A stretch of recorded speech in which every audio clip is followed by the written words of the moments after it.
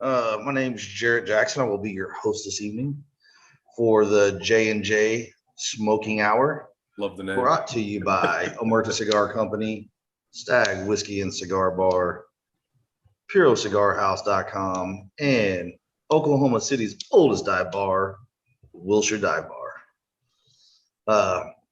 Got Joel Reeser here with us. I'll let Joel introduce himself. I'm Joel Reeser. I am a jack of all trades, but I currently am the owner-operator of our Stag Stillwater location. But for a few years, I managed our the mothership, as we call it, which is Omerta Cigar. And then for 2.5 years, I was the lower Midwest territory rep for Oveja Negra Cigars. So, and then a humidor manager at Stag for a cup of coffee as well. So, a cup of coffee. Jack of all trades. And special guest appearance by the head dick himself. That is the director of information and computers, Mr. Sammy Brents. Sammy Brents holds many hats amongst our crowd.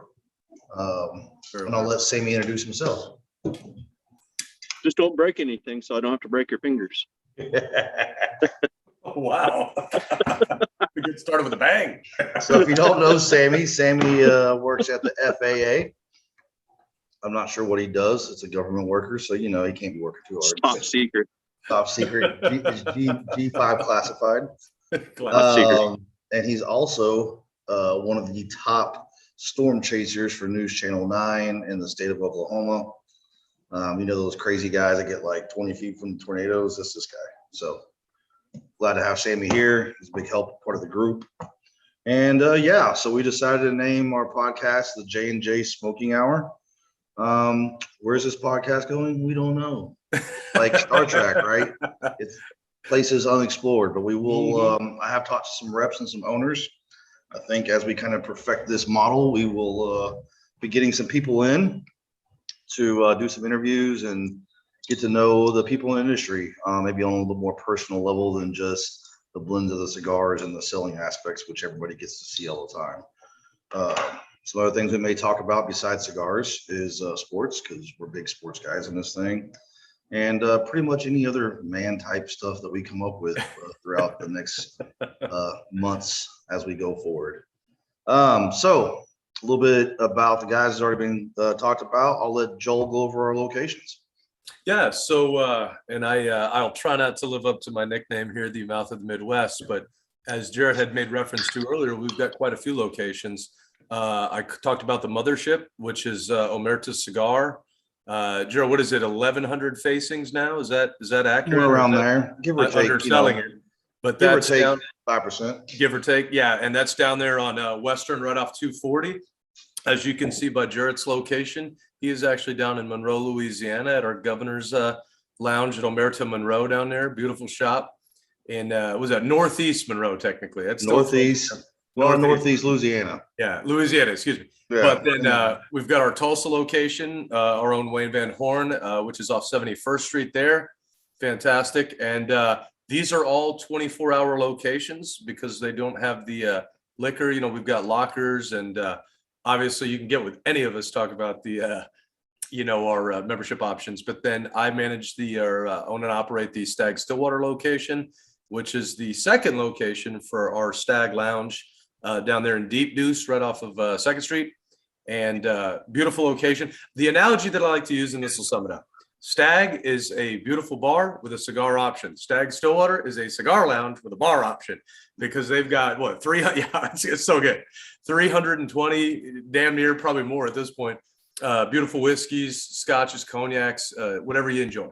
Rum, and great cigar selection with our humidor manager Kerry Burrow down there. Elvis with Elvis Velez manages that, and he manages Wilshire Dive Bar as well. As Jarrett referenced, what is it? The oldest dive bar in? It is the oldest dive bar in Oklahoma City. We took over the location a few years ago, gave it a little quick scrub. I like to say it's a dive bar for grown-ups. Completely clean place. That's a good analogy. Cigar friendly. About to be a new remodeled patio, and we're working on some more bourbon and more bourbon options as we kind of move forward. But it's a place where you can get a antique 107 or a blends or Eagle Rare or the Maker's BRT01, along with your normal dive bar stuff. Yeah. If you're looking for old fashions, probably not the place to go, but we have a few options for you as well when you get to that point. Yeah. And that's what I would say, that's what Stag is known for. We had a joke one day to see if we could do it blindfolded, and they actually tested me, and I did it.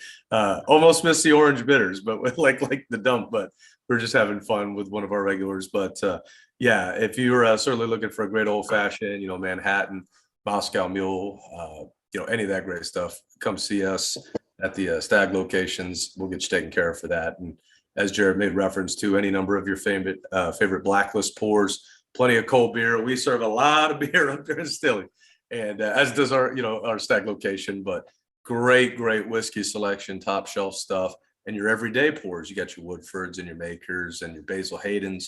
It's a great time. Obviously, you want to relax with a cigar, the great equalizer. Have a drink.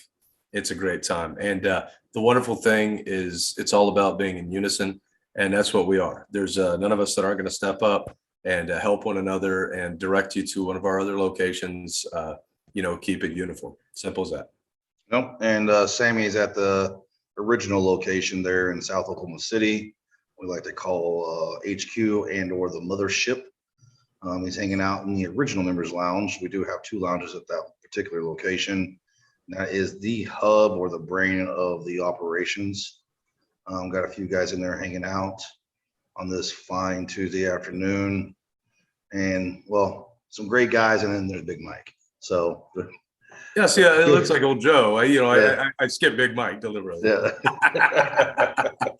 Great crew. So yeah, just a little introduction to who we are, and kind of came with this idea for a podcast. So this is kind of be our first go around as we work out some kinks. And so we came up with an agenda, thanks to Joel. Joel's been great about putting some stuff together. He's done some writing for the Scrum and covering WWE, or as I used to know, don't even get me started on that today, bro. That was all up in the podcast. And he does a big draft day coverage for them as well, which is always entertaining to watch, especially when somebody overreaches and picks up somebody earlier than they should. Great entertainment for me. I'm not that into it. I mean, I love sports, but not that much. So next up on the agenda, we're going to talk about some shop exclusives that the store has. So I took some liberties writing some stuff down. So I went with the first one. The first real shop exclusive was the Fuck the FDA by JSK Cigars. If you guys don't know Risty, first of all, he's great people. He fits in with our crew and our community very well. I feel like when he comes down, like it's like he's been there the entire time. Family. If you guys don't know a lot about Fuck the FDA, it's actually was the first cigar registered under the new regulations for cigar registrations. I remember at the time there was a bunch of hoorah or whatnot about, oh, he was messing up and he shouldn't be. And maybe we'll get him on here one time to tell the story, but make a long story short is the industry was really upset, or a big chunk of the industry was upset when he, went through and did the regulations, which he did on his own, and a smart guy. And comes to find out like that was a really key moment in the industry, and it saved a lot of issues going forward. So I feel like, and we can talk about a legislation part another time, but there's been a lot of changes and some rulings over the last 6 months that have been very favorable to our industry, which is great. I'm a big proponent of allowing men and adults to do their thing as long as they're not affecting anybody else. And I really feel like the cigar industry does that. So something we want to keep in mind as we move forward. So we did the original release in 21, which was a Robusto, which can only be found with us. Specifically on the PuroCigarHouse.com and within the store network. And then this last year we did a box press Robusto, which if you don't know anything about the changes from a Robusto to a box press Robusto, basically make a long story short, it's a little less filler, so it does change the flavor profile and kind of brings it down, tampers it down a little bit as we kind of move forward. But we were able to get both of those aged for a significant amount of time before they release, and they were all very popular releases as well. I actually still have with me right now. I use it the cutters we did for this last release. Great cutters through Whistle. And I say Whistle. I heard some other people say Lysol. I actually need to ask them the proper pronunciation. You know, us Oklahoma guys, we like to slaughter words here. The next release we have, store releases, is by the great people over at Protocol. If you guys are not familiar with Protocol, Juan Cancel and Kevin are the owners of Protocol. I mostly deal with Juan. Kevin, I think, has been to Oklahoma once before. I'm not 100% sure over the years. Last year's release, 21's release, is pretty much sold out. I believe we may have like 5 or 6 bundles out of the initial 400 bundles we did. Phenomenal release, kind of like a punch you in the mouth right off the bat. But over the last year, it's tamed down slightly, but not as tame again. We did have a theme. 2022, we did the box press release, another phenomenal release. They have some of the records from the biggest days for our locations. One came down. We did a whole tour and releases at the shops over multi-days. We plan on doing the same thing in 23 as well, and hitting all the locations over like a 5-day period. So that's going to be a lot of fun, a lot of driving, a lot of laughs. So I'm looking forward to that. Another one that's not technically a shop exclusive, but it is for us in Oklahoma. I do not have it here at this shop in Monroe. It's the Punch Brotherhood. So that's like a collab of some really like big, from what I understand, it's a bunch of guys that really love punch. They got together with a blender, came out with a blend. We were offered it at Omerta for exclusivity for Oklahoma. I believe only 32 stores across the nation got it. And it's a phenomenal cigar. $680 price point. And we did a little promo with it when it first came out, but it is, especially in Tulsa. Our Tulsa location loves that cigar. Those fine guys over there in Tulsa really seem to support a lot of things we do. It's one of our newer locations, and along with the Monroe store, and we're fortunate to have that opportunity with General Cigar and Punch Cigars to make that happen. The last 2 Kilo pre-release, Sinistro. If you don't know James and Colin, with the guys out of Cali, great guys. When they were doing the Sinistro and a Robusto and Toro, we got the pre-release action. This is something we've done with them several times over the years. Last Cowboy, Never Walk Alone, which are all sold out now, the pre-releases, and they're full production. I do believe the Kilo just went into full production, but we still have a minimal amount of the Robusto and Toro bundles that have about a 1.5 years age. We did load up on those quite a bit. That's something that you'll see as a key component of our business model, is to load up on pre-releases or exclusives or limited editions as much as possible, so that we kind of have it when no one else does. That's kind of something that's important to us and something that we kind of focus on as we kind of move forward. The last one, we still have just a small amount left, is a Havana Viaje, again by Sinistro, the Maduro pre-release. Great cigar, medium to full. I like it in the morning with my coffee. We call it the breakfast of champs. A little medium to medium full stick, quad espresso, get the day going, and get to work after we get those knocked out. But Joel, Sammy, any comments on any of the store exclusives from your guys' standpoint? Sammy, go ahead and go first, man, because I can talk about a few of those, brother, just to get your thoughts on them. I'd say probably the latest Protocol. I'm at a loss for words. The law, sir. The law. Thank you. And It's been a Monday. I can tell you all about my work day and whatnot, but well, that's great because it's Tuesday, bro. No, that's the best part. It's literally been a Monday. It's like Groundhog Day. But yeah, the box press law, absolutely my favorite one that we've done. And I'm smoking the first series now. There you go. It's not as all there as the original. I don't think. I think the original is all there and then some. And then I think the box press takes some of that a little bit, tones it down just a little bit, and it makes it for a smooth cigar. Super easy to smoke. Out of all of them, that's probably my favorite. The Brotherhood is great to smoke when you're coming up here. You're ready to go.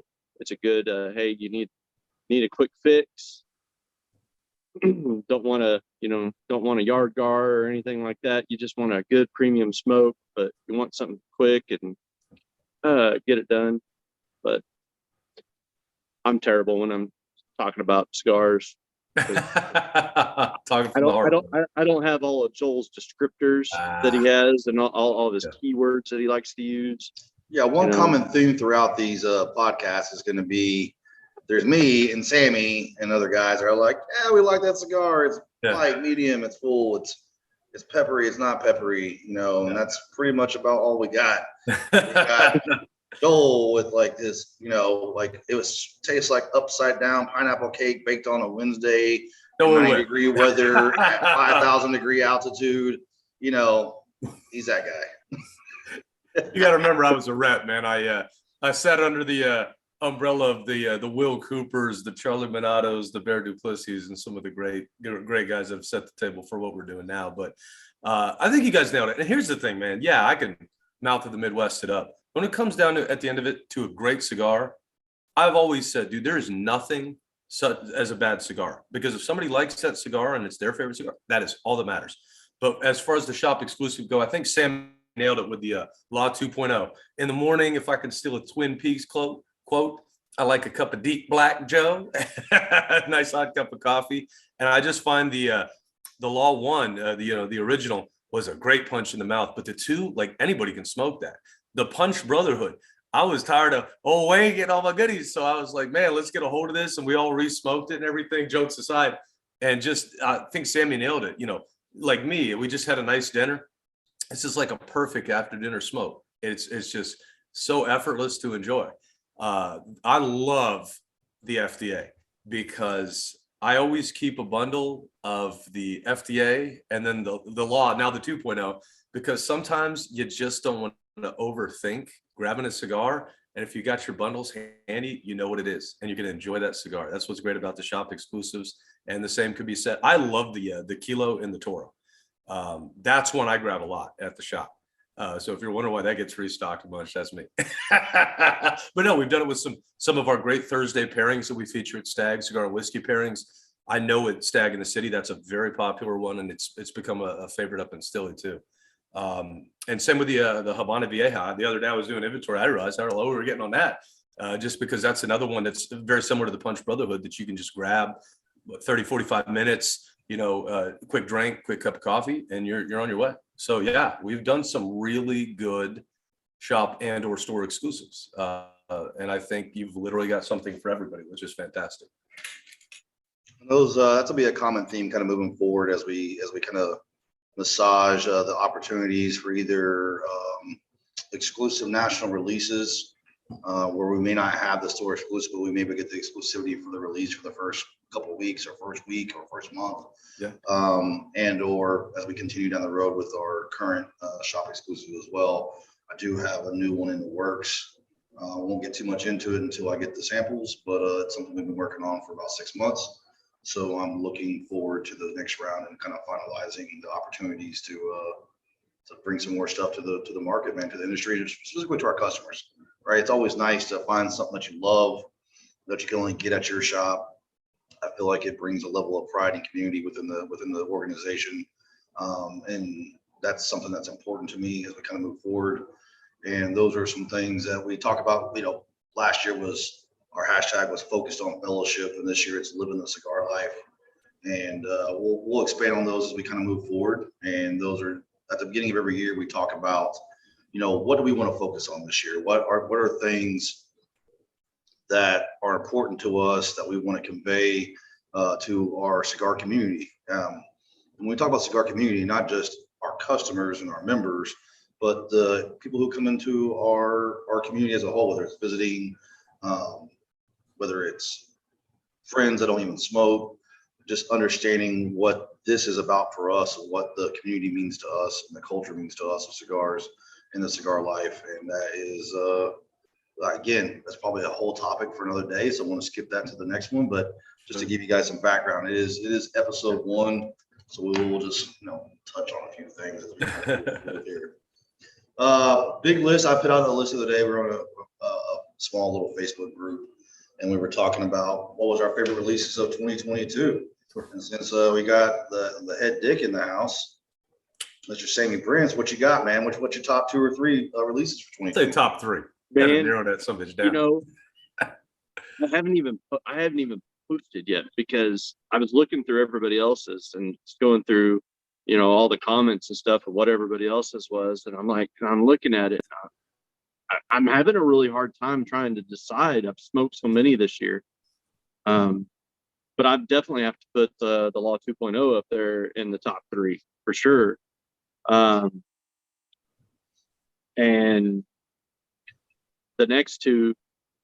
The next two is probably common theme for me every year. I mean, and it's not even really a release. It's just, I keep going back to them every time. And it's something I just smoke all the time when I'm going out and about. But I guess it's kind of a new release. The Rorschach Robusto size, or no, is it Robusto? Short Robusto. Yeah. Short Robusto. Yeah. That counts. Yeah. That is a new release. That, storm chasing wise, I'd always smoke that Petite Corona or that Pantella, that small Pantella size, the original one, because it was cheap, and if we're out there going and chasing and stuff, I could light it up, smoke half it, throw it away, not feel bad about it, and it's a great cigar. I mean, for me it is, anyways. But when that Robusto came out, man, that's just like a great everyday smoke it and go. And then number 3. The Yagua. Oh man, I smoke a lot of that Yagua from JC Newman. Yeah, right, JC Newman. Correct. Yeah. And man, that Yagua, I just couldn't get enough of it. And then then Jarrett has to limit them because you can't get them, and so I didn't technically limit them. Don't put that on me, man. That's get funny. that good stuff. So I would have to say those would be my top 3 for the year. The Rorschach, I mean, it's not all that fancy and whatnot, but when it's one that I can just look at and be like, all right, I'm just going to grab it because I know I love that cigar and I like it, and it just fits my palate. That's all I got to say about that. Beautiful. You gonna enlighten us with your top 3? Yeah, it was tough, man. That was when we were coming over the agenda, man. I probably spent more time looking at those. I will give 2 honorable mentions, man, because I actually thought it was a really good year for cigars, even despite it. So here we go, top 5. No. I got my 3. So, funnily enough, Sammy's heard me talk about a few of them on several occasions. But I certainly got to give an honorable mention to the Craft 2022. Really enjoyed that iteration of it from Mike and Skip and the guys. That was really an enjoyable smoke. And actually another honorable mention, because it was close with these two, but the Olmec, the new Olmec from Foundation Cigars, that's a beautiful cigar. But the top 3, winding it down at number 3, little biased, but I really enjoyed and I know a lot of people said it was lighter to them, but the Blackworks Shaolin, really enjoyed that. Number 2 was one I want to say I smoked back in January or February, and that's the Espinosa Laranja Azulejo in Robusto. Just another one of those cigars. You can pick it up anytime. I remember saying that to Big Tony. I know, I want to say Jack and Hector and the guys, but my number 1 cigar of the year was crazy to me because it's not a size that I'm normally going to smoke. But when we got them in, I was like, damn, I just kept smoking it. And that was the Dunbarton Tobacco and Trust, Mi Querida Black, the Saka Khan. That's a 2.5-hour smoke on a game day, watching Dak Prescott lead the league in interceptions. It certainly helps make it a lot easier, because I thought about his Paladin to Saka back in January too, but just weighing it down to 1, Mi Querida Black, Saka Khan, Steve Saka. All great choices. I kind of forgot about the Espinosa release. I feel like that wasn't last year's. So much stuff happens throughout the year. Yeah, of course. Lose track, especially with it being, at the end of the year, you're like, that was 10, 11 months ago. Yeah. For me, I didn't pick any of our store exclusives. I just don't feel like that was fair. I left them out. Yeah, I left them out. Even though they are some great smokes, and I smoke them on a regular basis still. So no particular order. The Roma Craft 2022. Great feel. It just hits my palate, right? Yeah.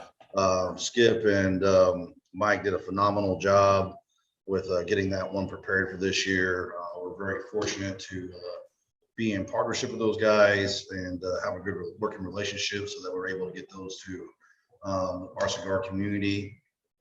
So I won't go too much into that because I think all of us kind of mentioned that already. My next two, nobody mentioned, so that's great. Next up, the Warped Eagles Descent. Oh, so they did that Toro release, which they hadn't done before, and that was the first time the cigar had been released since it was a Hawaiian exclusive, I believe, back in 2019. Good choice. It's a Nicaraguan Puro, right? It has that Corojo, Colorado wrapper. You know, I feel like it's a relatively bold cigar for Warped. You typically don't get a lot of, I don't want to call it a heavy hitter, but for some people it may be, right? But a more robust stick, right? Full of flavor, got some strength to it. And I wish it was in a little smaller size. Over the years, I've gotten to where that Corona, Petite Corona, and Robusto is kind of where my jam is. I get bored, so I like to switch it up easily. Great stick. I really enjoyed that stick. I ordered some extra because I think they only made 2,500 boxes, and we're not remaking that size from what I understand. And then another one from the great people in the DR is the new Barbarella Invasion that was released at PCA. God, I knew I forgot. Damn Barbarella, bro. Listen, Marcel and Henderson, along with Nicole, they knocked it out of the park. I love that group. They always come to the shop after PCA and do an event with us. And unfortunately, I missed them this year, and Joel actually stood in for me. I had to cover some because everybody got COVID at PCA, including one of my managers. So I was down here in Monroe. Cigar. Yeah, I was down here in Monroe covering, and we had our event when we released the Barbarella Invasion. Love the box. The box is, I mean, you know, when they had the little speakers, scared the shit out of Bruce. Sure did. We'll get Bruce on here one of these times. He's our store manager there at HQ. Great choice, Jared. Great grayish wrapper. I believe it has some Medio Tempio in it, in the filler, and that is a box that I mean, a release. I've already smoked a couple boxes, and I know that they had the fire, and I'm glad to see them getting the recovery efforts underway. If from what I've learned from meeting those guys, you know, a couple of times over the years, is that this isn't going to hold them back, and they're gonna be prepared and come back stronger than ever. And a great line. I really feel like the next guy, the next company is going to be, you know, Henderson and Marcel, along with Marcel's little wife Nicole. Like it's just a power team and so much passion about what they do and what they bring to the table. And you know, obviously Henderson's you know, multi-generational talent within the cigar industry. And as much as I love Nicaraguan tobacco, because I like a, you know, more robust cigar, I still have those Dominican roots. You know, my first trip there, that's when I started smoking. When I first, you know, started smoking cigars, and it went straight to, you know, medium body Dominican. So that'll always kind of have a place in my heart when I move forward. But yeah, the Barbarella Invasion, phenomenal. I particularly like the Corona. But the Robusto is great as well. I actually have not had the Toro, but yeah, like that is something actually we're going to be really. So I have about you can't get them right now. They're on back order for a while, but I have 10 boxes, I believe, still hidden away, along with their last limited release. We're going to be putting those out in the next couple of weeks. So if you happen to catch this and are a big Aventura fan, be on the lookout because those will be coming out. I believe it's the La Llorona. La Llorona, the crime woman. Yeah. Sorry. La Llorona. That's why we got Joel. So that's my list. Dude, I can't believe I forgot that. Bud's gonna ban me now. Bro, there's so many good cigars. Y'all brought up ones that I totally forgot about. Dude, I knew I was missing one. Shame on me. I apologize. Marcel and Henderson, wonderful, especially the ABD stuff, man. I forgot all about that. Like the La Llorona. No, the you know, the one that you open the box. Oh, the Barbarolla's Invasion. That's what. That's the Barbarella Invasion. Yeah. That's number one. Yeah. Yeah, I still have a box of that, and I love it. I love just opening the box and getting the little sound that it makes. The little pirate talking, you know. Arr. I swear, that whole brand, man. I thought I was going to give Bruce a heart attack the first time he opened them. That's what he said. That whole line, man, like just the, you Queen's Pearl, King's Gold. I know you're a big fan of the Francis D size of the absolutely, yeah. Navigator. Just kudos to them. What a time to be a fan of a premium cigar, Yeah, I'm looking forward to what they have coming up next, and continue to do great business with those people. That's something I really enjoy. I think we all enjoy the camaraderie and the fellowship with amongst us as a consumer and retailer, along with the manufacturers and the reps. Makes it easy to support good people. Super easy, man. Yep. Super easy to do. Yep. So next up could be a controversial topic. Who knows? But it is J&J Smoking Hour, and we don't shy away from controversy. Oh, sir. So TPE. Okay. Yeah. There we go. Coming up next month. It looks like the three of us will be at TPE. Obviously, we're taking Sammy. Sammy does a lot of IT assistance for us, and in exchange for favorable considerations from the company. That's a nice way to say it. Legal, great deal. Great deal for any IT person. Right. Yeah, absolutely. So, thoughts on TPE, fellas? Joel will probably have a little bit more to say than Sammy, since Joel's been on both sides of the aisle at other trade shows. But we'll see what Mr. Reeser has to say. Sure. You want me to start or have Sammy go? Look, I'll keep it short and simple. It's really interesting because it's kind of like draft night, This year, so far, I keep abreast of most of the new releases being announced, but it's kind of been close to the breast so far. So I'm really excited. Like I always joke with Jarrett, like as you referenced, I've done it with Oveja, I've done it, doing the shopping side of it with Jarrett. So I'm glad to go and do what we need to do to get business done. But I'm actually excited for Sammy. Sammy, the first thing you need to know is you got to find out where the good coffee is. That's the only thing you need to know at the trade show right off the bat. But TPE is actually a really intimate one. It's a lot more go in there, do business, see your people, and then go meet up at the circle bars of the world and the Casa Fuentes and the Davidoffs and all our hotspots that we like to enjoy. But that's a really good time to have an intimate time with friends, industry friends. But yeah, it's cool because obviously, as Jarrett referenced, the scandal, the controversy, this is the trade show where Drew Estate, where Altadis, General, and Davidoff are, and a few other companies, I believe McAuliffe and a few others that we don't carry, but, quality brands. But this is a good time for us to go in there and see their portfolio, some key releases coming out for the year, and associate with those guys. They've all been great partners of ours and continue to be. So I'm excited to see new releases. Go in and as Jared and I say, like to kick the tires, maybe see what's new. We got our eyes on a few things and just, put it in the shop, put it in your hands. But I'm really excited for Sammy because I always say, it's kind of like what I told Adam at the PCA last year, minus the COVID-19, it's really cool to do it for the first time, Sammy. Like it's a lot to take in, but it's a lot of fun. Get your good walking shoes on, find your good pair of dad ones. You know what I'm saying? But we're going to be happy to have you go. And, for Jared and I, it'll be business as usual, but it's business we need to get done to bring the best in for y'all. And I do enjoy it. Everybody was like, man, you sound like you hate it now. I said, look, bro, you've done it once, you've done it. You know what I'm saying? And I've done it on both sides of the aisle. But yeah, it's going to be a good time. It'll be nice to kind of revisit the old shopping side of it,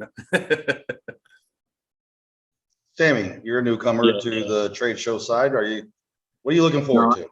I'm super pumped. I've always wanted to go. I've seen PCA, many years, and I'll always watch the video podcasts. Other, cigar reviewers that get to go and get to participate, go around talking to all the owners of all the different brands and stuff like that. And I'm just really excited to actually go around and look and see what everybody has and see how everybody's set up, because I know it's going to be different person than it would be just seeing it online and whatnot. But being able to go with both you guys, I know a whole lot more now about cigars than I did 20 years ago. I mean, I've been smoking 20 years, and it wasn't until I started coming to Omerta 5, 6, 7 years ago that I started actually learning and getting educated by Joel, when Joel was working up here, and hanging around with Jarrett, you learn a lot more, and you have more of an appreciation for the cigar and what's in it and how it's made. And, even some of the owner stories, like, well, how did they get started? Especially some of these boutique brands. Henderson, he did a great deal when he was up here, and he told his whole story. And dude, I'll never forget that the time that Steve Saka came up here and sat around, had a big round table with us up here, and that stuff right there is just key good moments for me, cigar wise, being able to hear more about how the cigar came to be. So super excited and thankful that I get to go. Definitely gonna be a great time. We're going to eat well. Yeah. I didn't even mention that. Got about 6 weeks out, guys. So it's gonna be a good time. Joel, I don't know if you've seen the list, but actually it's a pretty robust list of vendors this year. I mean, you got Oliva.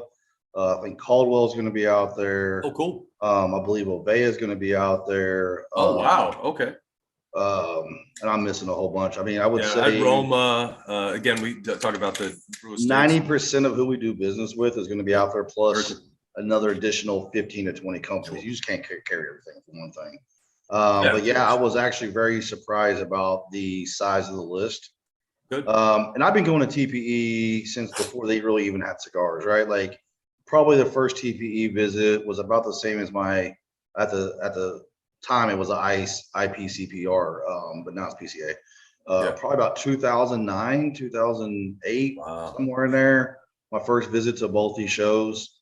In a former life, I was more than just cigars. I was into all tobacco at the time for that particular gig.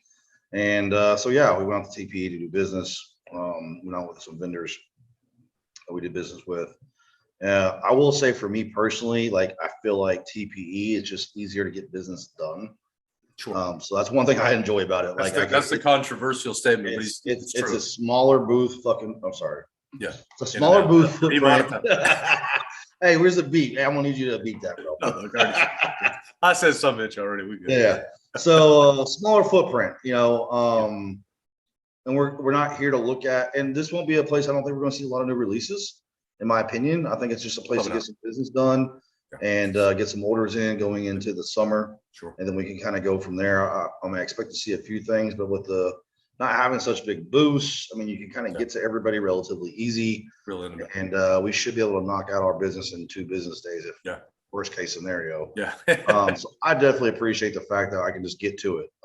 As much as I like catching up with everybody, I don't want to do it while I'm trying to put in orders. No, I want to do it afterwards when we can have some coffee or a drink or a beer and have cigars, some food. And that's the fellowship I'm looking for.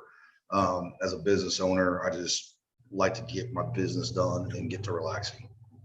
So definitely looking forward to TPE. This will be the first time I've been in this new expanded role within the premium tobacco, premium cigar world. So it's gonna, for me, that's a difference I'm looking forward to, is how they're integrating that and the difference between this and the other shows that we've been to over time.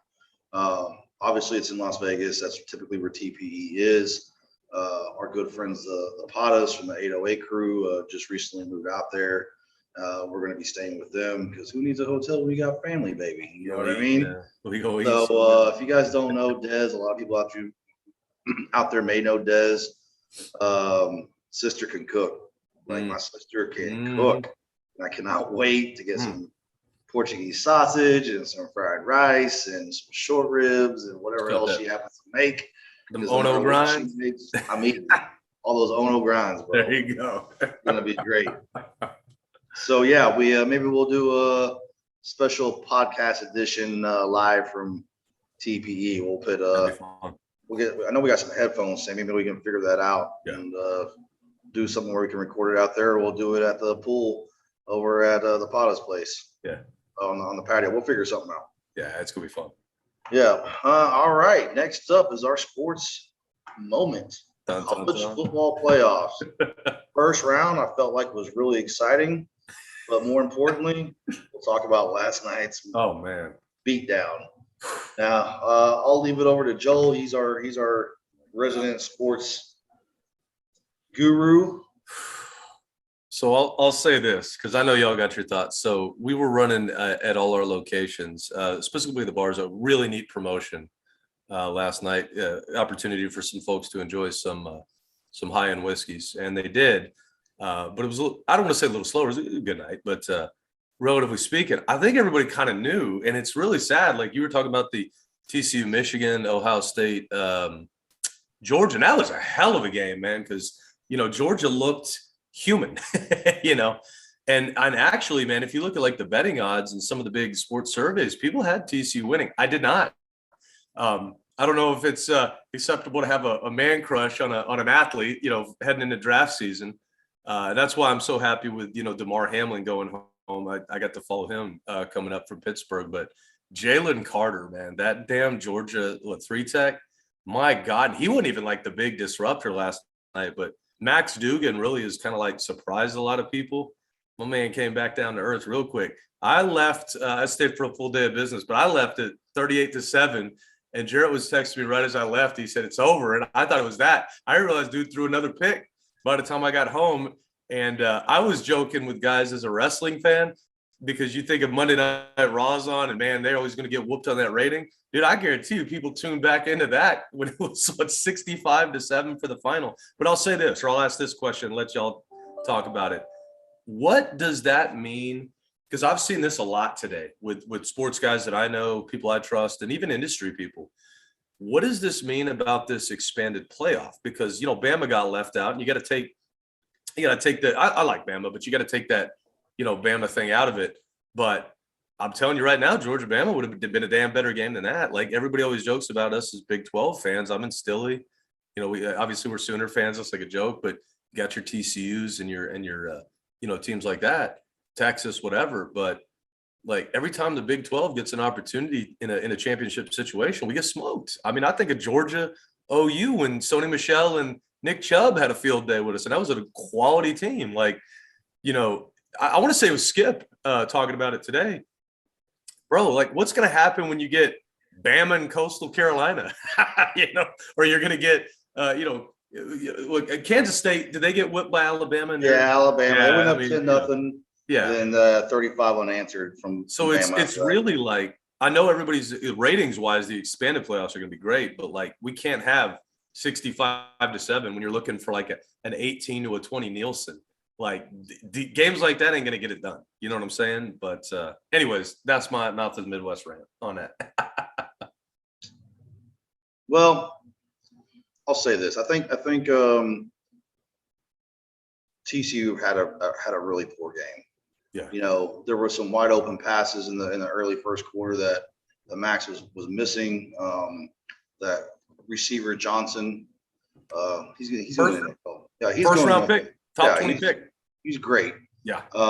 Those are passes good pass protection that first quarter. Obviously they were missing Miller, the running back. I don't think that was obviously anytime you're missing a running back, going back to I believe it, OU Florida National Championship, not having DeMarco Murray, right?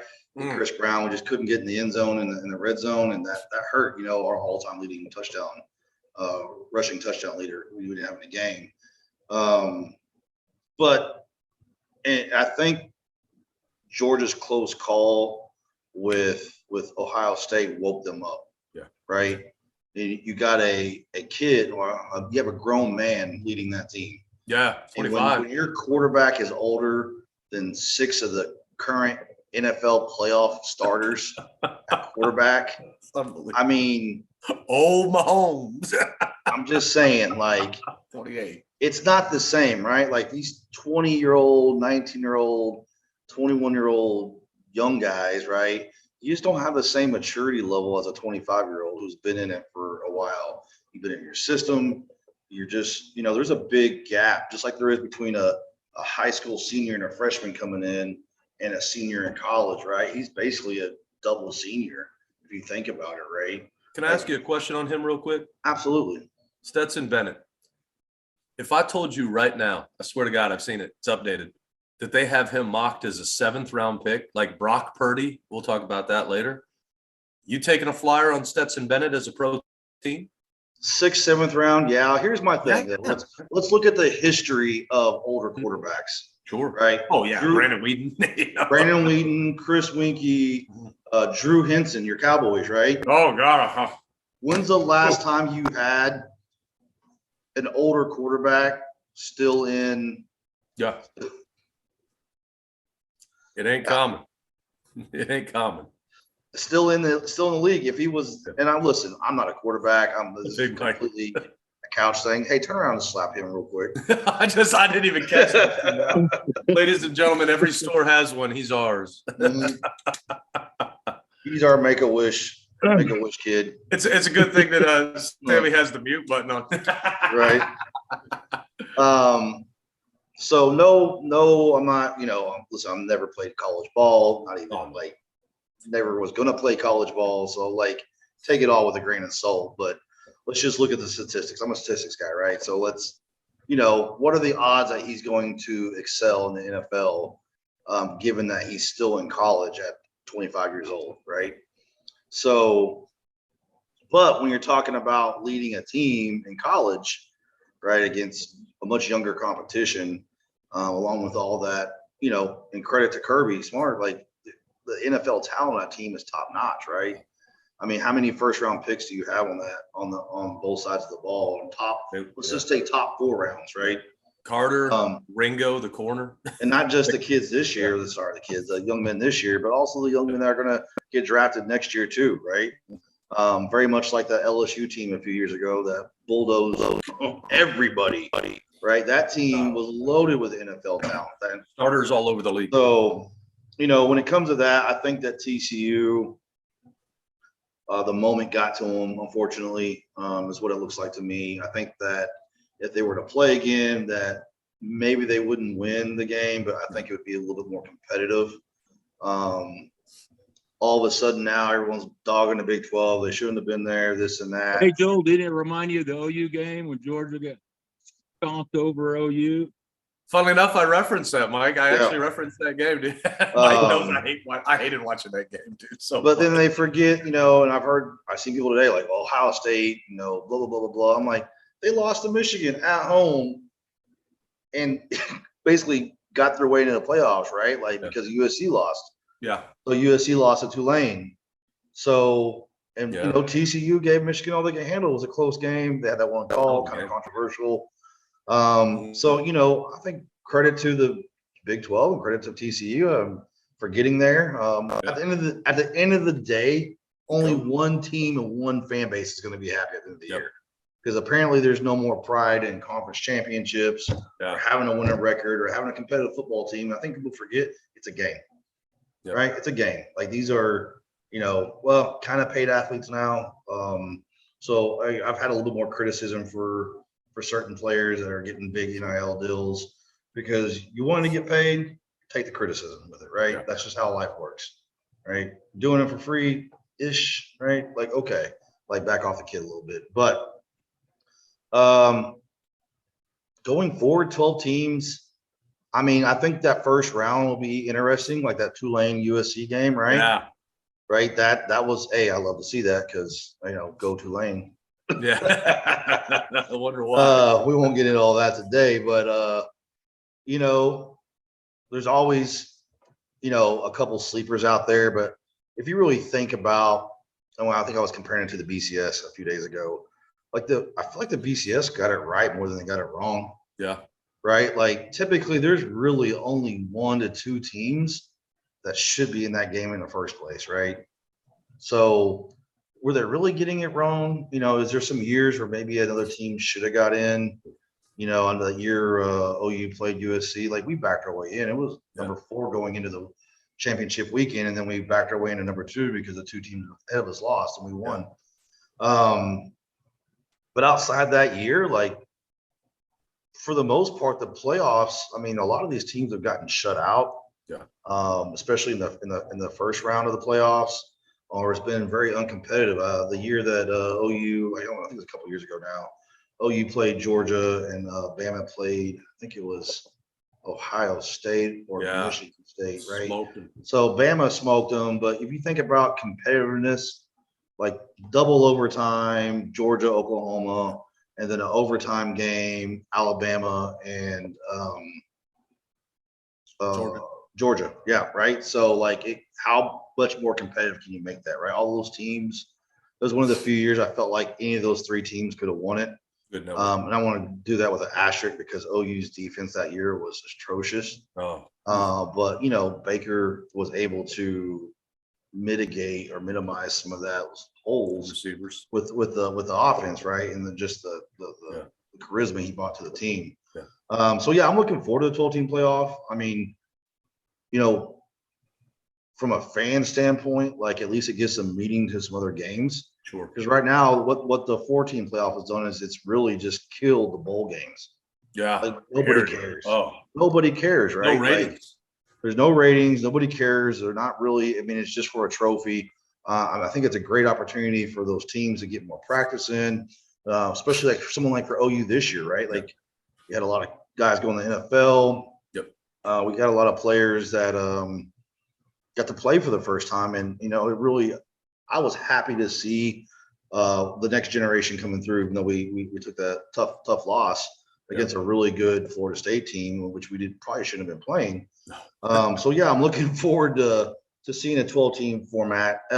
Just for the growth for the younger guys and the opportunity to compete, right? Like for me, I think everybody gets the opportunity to compete, but I don't think it's going to change anything. I'll be very surprised for the next 5 years when it starts. I think it's 2 years from now it starts. If we see somebody out of the top 3, top 4 seedings win a national championship. I just don't think this isn't basketball, right? Like where you can go on a run and get hot, and this is a whole different ball game. And I think that those teams are going to continue to dominate.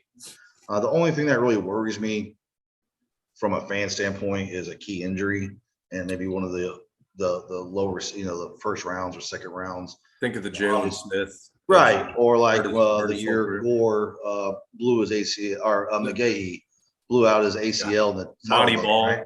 Yeah. Right. So, I mean, you don't want to ever see any of those young guys get hurt. Yeah. Especially guys that are going in the NFL or just anybody, period. Yeah. So that'll be, something else we'll see. Like they're already at a 12, 13 game season. Now you're, championship games at 15, 16. That's an NFL season for these kids, right? So, that'll be interesting to see. But yeah, I guess I'll wrap it up with that. Looking forward to seeing what next year brings. And then 2 years from now, we'll find out what the 12-team playoff looks like. But I think that first round will be an exciting round of football for fans across the board, especially with the upper seeds being able to host a home playoff game. Yeah.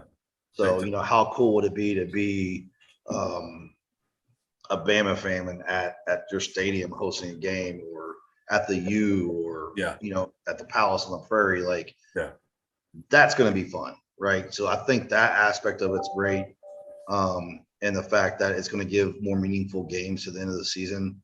Because I will say the last couple of years, I just really haven't watched as many bowl games. It don't matter, right? At least before it was just one game that was a championship game, and some of the games were relatively competitive. But now with these guys sitting out, pulling out early and whatnot, and credit to the Bama players. I'm not an Alabama fan by any means, but I think it says a lot about their culture that most of their players showed up and wanted to compete in that game. First round balance. Think about Will Anderson and Bryce Young and a lot of those guys that are putting a lot at risk to play, and what for them. I mean, I'm not gonna say it's a meaningless game they wouldn't have played, but like a meaningless game in the grand scheme of the year, right?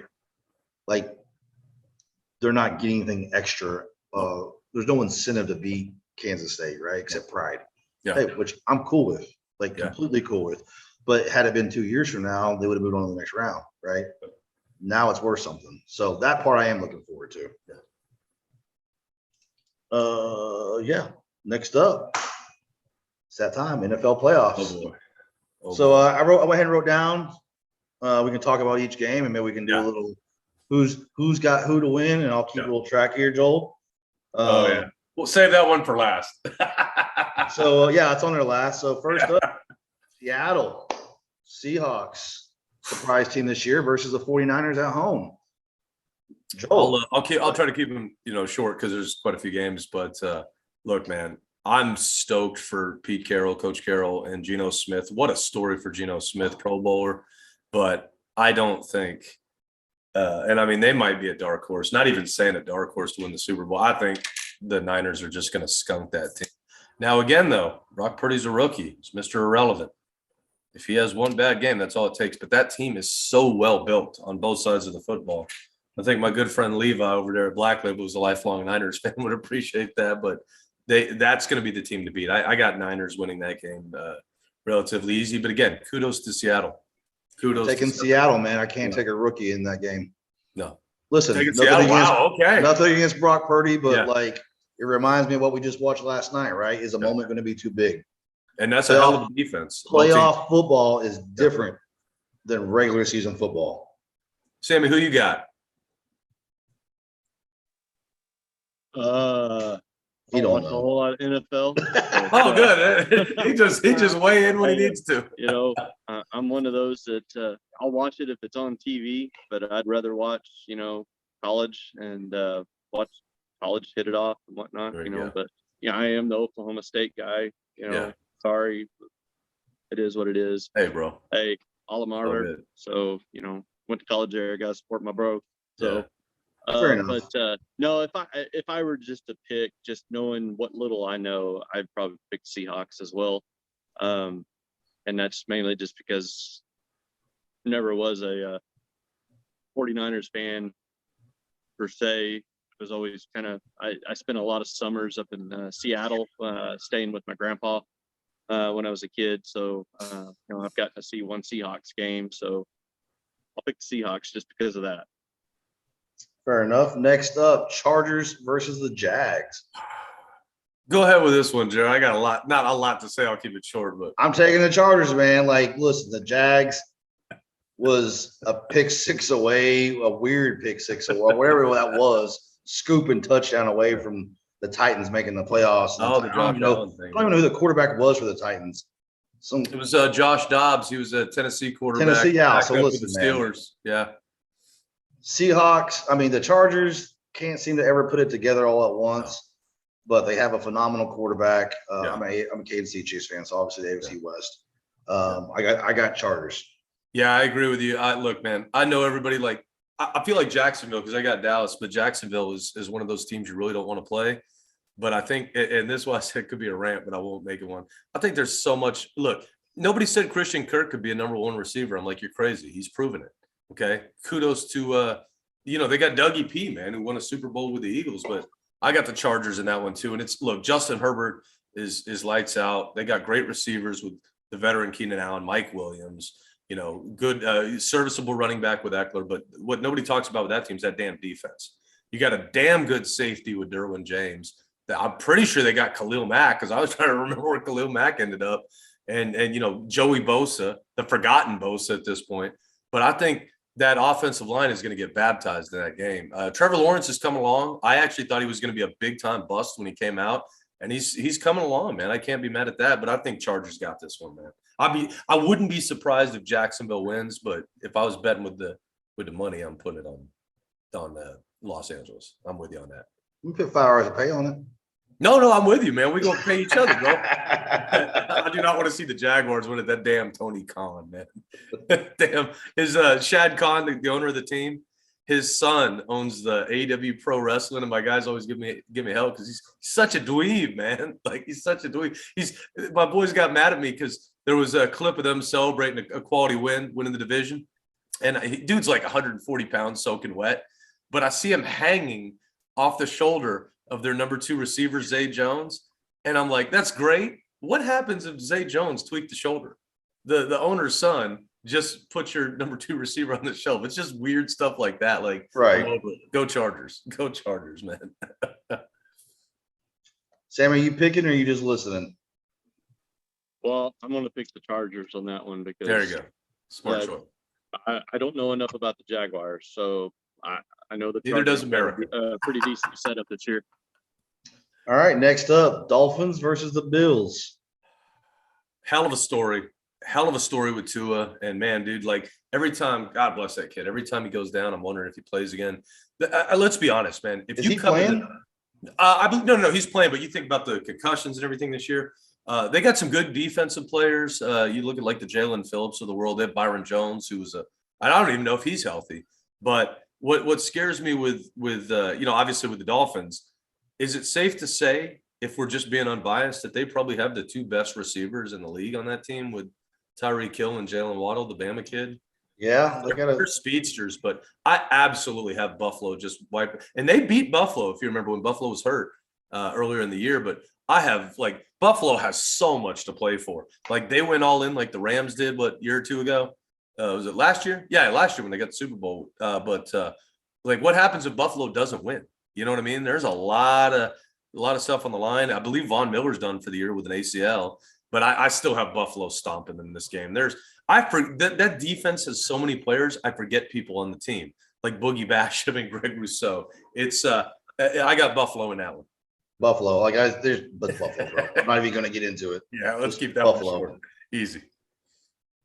Yeah, Buffalo's got a lot of emotional stuff to play for, let more alone, animals. so they're going to have a lot of heart, a lot of just wanting to get it done, just because of the, the recent happenings with Hamlin. Yeah. Yeah. And I hope he's tweeting all throughout the game. Yeah, great that he's home with conscious the family and looks like he's on the road to recovery, so good for him. Yeah, they let him go home. Oh, I didn't notice. I've been he'll be tweeting. Go home yesterday, I believe it was. Nice, good for him. Happy to see it. All right, next up, Giants versus Vikings. Now I want to say I'm picking the Vikings only for this sole reason. Like Kirk Cousins is taking a lot of flack. And listen, I get it. He signed a big contract, and you get, with that comes the scrutiny of signing a big contract. But he's put together a pretty solid season. Sometimes he is Kirk Cousins and has a bad game, but they got home field advantage. Vikings got a phenomenal fan base, and so I'm picking the Vikes in this one. Somebody once asked me this year if there's one game I probably wouldn't watch, and I was like, that's an easy decision. But because I didn't mean to be cavalier about it, but the crazy thing with this one is like both these teams can win, both these teams can lose. I think Fair what point. it's going to come down to with this one is, can they hold down Justin Jefferson? Can they secure Dalvin Cook? The Giants low key have a damn good front now. If you think about Thibodeau and I think they've still got Dexter Lawrence, a Clemson kid, and Azeez Ojulari. Like they got a damn good front secondary, but kudos to them because like you remember them all. They signed all the big receivers. Like somebody got an APB out for Kenny Galladay's ass. Like where's that old boy at, dude? They're winning these games with Richie James. And Isaiah Hodgkins, bro. I had to look these guys up, and I'm a draft nerd. I was like, who the hell's these kids? But I'm with you, man. I think Justin Jefferson's going to end up being too much here. I don't think Minnesota goes far, but I think Minnesota wins this game. Would not surprise me if the Giants did, but I'll pick Minnesota here. Yeah, I'm going Vikings just because of the sole fact that it feels like just the games that I've watched. It always seems like the Giants traditionally choke towards the end, and they just give it up. I kind of feel like the Giants are a lot like Oklahoma State. They just give up and choke at the fourth quarter. All right, next up, Ravens versus Bengals. Lamar Jackson's back. Yeah, I believe that's what I'm hearing too. Baltimore, man, over the years is that team you do not want to play in the playoffs. They're like the kings of the upset. It's a well-coached team with John Harbaugh. There's some great players on that team. I don't even know if the Michigan kid has started playing yet. Everybody talks about Aiden Hutchinson, but you think about the other pass rusher that they had that Baltimore scored in the second round. Hell's the kid's name? David Ajabo. And, Lamar Jackson's a threat. He's got Mark Andrews, OU boy, who's a hell of a tight end. But, I mean, Cincinnati, their weakness is still that defense. They got Mike Hilton from the Steelers playing corner. They had Cheeto Awuzie, who had a cup of coffee with us in Dallas, was okay, but like not a guy you're going to give a long-term contract to, and they're playing good football. They got some good pass rushers, but again, you got Joe Burrow, you got Jamar Chase, you got T. Higgins. like Cincinnati's offense is everything. Not to mention, it's like Joe Mixon over there running the ball. They got Samaje Perine who can catch out of the backfield. So I'm going Cincinnati in that one. I got Cincinnati as well. I mean, Joe Burrow has not disappointed since he's gotten to the NFL. They're at home, and I think they have a little bit of a chip on their shoulder because of this whole. And I get that they had to make some special considerations for how they were going to handle the playoff seeding in the AFC because of the situation with the Buffalo-Cincinnati game. Real classic. But, really, if you look at just the backside of that, Cincinnati kind of got the raw end of that deal. Some things turned out a certain understandable, way. But yeah. And I think that, they're going to harbor a little bit of chip on their shoulder. I think they're going to come out swinging. I think they're going to put this game away early, just my opinion. Yeah, I think so. Oh, boy. It's that time, isn't it, Joe? It's that time. Sammy? That game I have no opinion on. I'd probably have to say the Bengals just because, I don't know a lot about all the players, but I know who Joe Burrows is, and he was really good in college. So, all right, I'll go with that alone. Me and you are gonna go first, Sammy, so we can let Joel wrap this session up. Because after this, we're gonna close it out, and we already know he's gonna have a few words to say. So, Bucks at home versus them boys. Sammy, who you got? Oh man, I'll probably have to go with old Joel on this one. I'll go with Cowboys. Always liked you, Sammy. Well, hey, any other time I wouldn't mind seeing Cowboys lose, but I'd like to see them win this one. Yeah. For no other reason that they're close to home. That's it. I got the Bucks until somebody shows me that, or Tom shows me himself, not the big Tom fan, that he's not a playoff extraordinaire. He's at home. It's been a crazy season for him. He's had a crazy personal life, all in the media, and he kind of reminds me of someone like Mike, right? MJ, like someone who looks for chips on his shoulder and they scraped together a playoff berth because of the way the seeding is. Obviously, they were fortunate to get the home field advantage for the first round. And I just feel like Tom's got one last run left in him this year with everything that's going on. I think he's going to put it all out there and maybe have one of the best games of the season. Plus, I don't like the boys, so. That's it. All right, Joe, tell us about your boys. Let me hear all about it. Man, it's look, Stephen A. Smith is always right.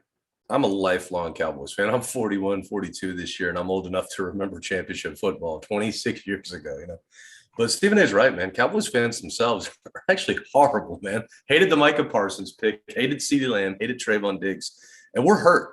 But I'm going to preface this because the two people you never want to play in the playoffs, and Mahomes, quite frankly, would be the third at this point. Eagles and Chiefs got a bye week, well deserved, but you never want to play Brady or Rodgers in the playoffs. Here's the thing: I wanted this matchup because if you are going to win a playoff game and make a run, you're going to have to play those guys anyways.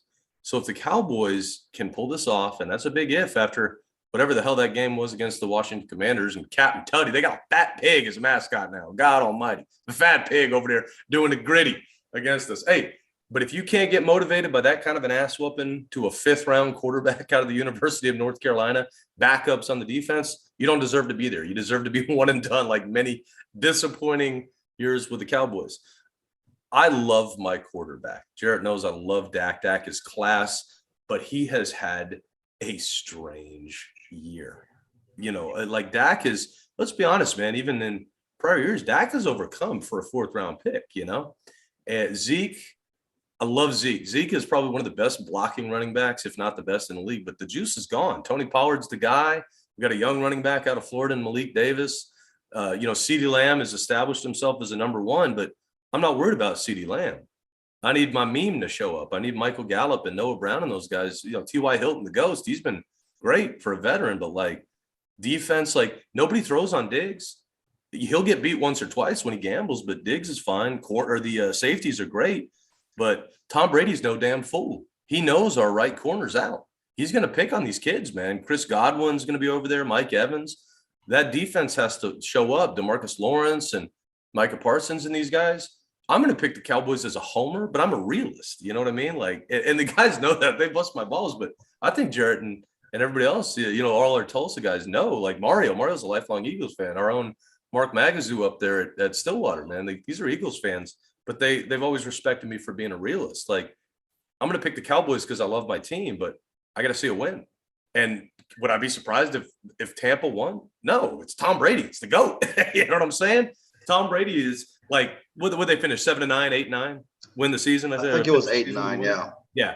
But Tom Brady don't care about that. He knew he was in the playoffs in the bad division, you know, terrible division this year. It's like the NFC East most years, and they were decent this year, you know, but we got to see, because what hurts me, again, I love Prescott, but what if he throws another pick six, Jarrett? What do you say, 7 games straight now?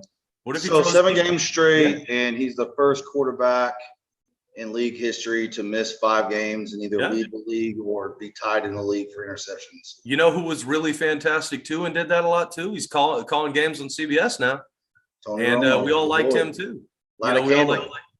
What's that? Light a candle. Yeah, that's what I'm saying. But like, look, I'm rooting for Dak just because of Dak. You know what I mean? As the human being, Rain Dakota Prescott. But yeah, this is gonna be a tough game, but you're gonna have to win this game.